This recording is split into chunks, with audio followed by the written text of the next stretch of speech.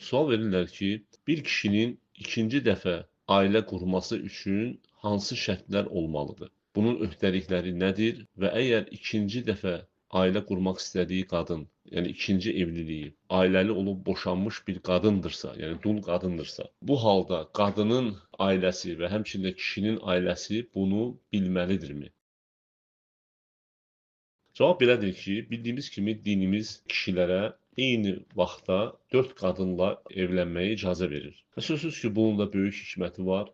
Lakin əsas şərtlər nədir? Burada əsas şərtlər 3-dür. Birincisi, kişinin buna maddi cəhətdən imkanı olması, ikincisi fiziki cəhətdən buna qadir olması, yəni buna imkanı olması, üçüncüsü isə qadınlar arasında ədalətli davranmağıdır. Üçüncüsü budur. Lakin bu şərtlərdən əgər biri olmasa, o halda kişi ikinci dəfə evlənməsi və ya üçüncü dəfə evlənməsi düzgün deyil. Xüsusən də üçüncü şərt, buna diqqət etmək lazımdır, ədalətli olmaq. Əgər kişi zövcələri arasında ədalətli davranmayacağından qorxursa, bu halda o bir qadından kifayətlənməlidir. Necə ki, 4 evliliyin icazəli olduğunu bildirən ayədə, Nisa surəsi 3-cü ayədə, ayənin sonunda Uca Allah bildirir ki, əgər ədalətli olmayacağınızdan qorxursunuzsa, bu halda biri ilə kifayətlənin, yəni bir qadınla kifayətlənin. O ki, qaldı ailələrin bilməsi. Sözsüz ki, evlilik elan olunmalıdır. Evlilik gizli olması düzgün deyil. Yəni fərq etmir burada. Qadın ailəli olub boşanıb və ya